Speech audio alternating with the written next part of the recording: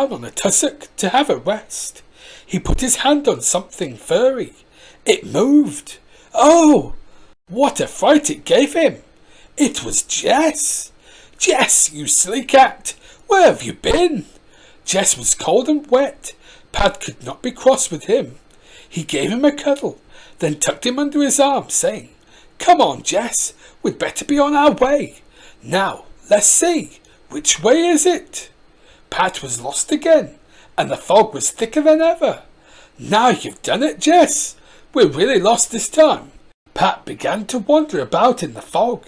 He couldn't find the road, let alone his van. He walked into mud, up to his ankles.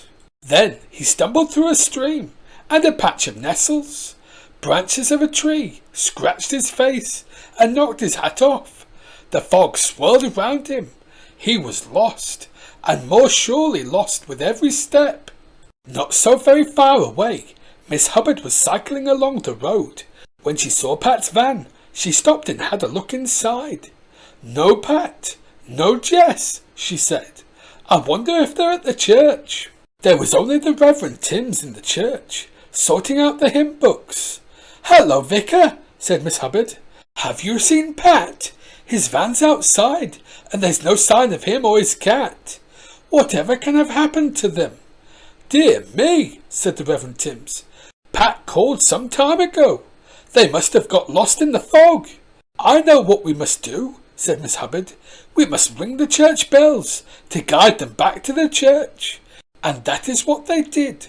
They pulled the ropes, and the bells clanged and clamoured in the church tower. Out in the misty fields, Pat stopped to listen.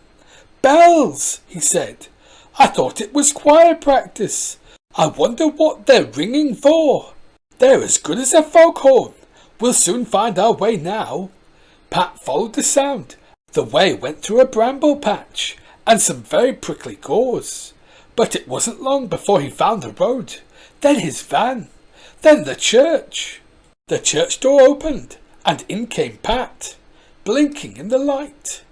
"There's Pat!" cried Miss Hubbard, and they stopped ringing. "Hello," said Pat. "It's a good thing you rang those bells.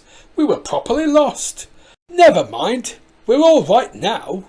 "The good Lord will be our guide," said the Reverend Timms. "Come and have some tea. There's plenty in the pot." "Thanks, I need it," said Pat. There was some milk for Jess. They talked of other foggy days that they had known, and enjoyed their tea. Then Miss Hubbard said, "Look at the windows." The coloured glass was all shining quite brightly. "It's much brighter outside." They went to the door. A breeze was blowing the fog away, and the sun was beginning to shine. They could see the fields and hills again. "That's much better," said Pat. "Now I can get on with my letters. Come on, Jess. Cheerio. Thanks for the tea." Pat waved goodbye and went on his way. It was lovely, driving along in the sunshine without getting lost. They passed the scarecrow, standing patiently in its field. "Look, Jess," said Pat. "That scarecrow's still waiting for a letter." Jess was hoping that there would be a rabbit pie for tea. The end. Thanks so much for watching, and I hope to see you again here at the ABC Storytime.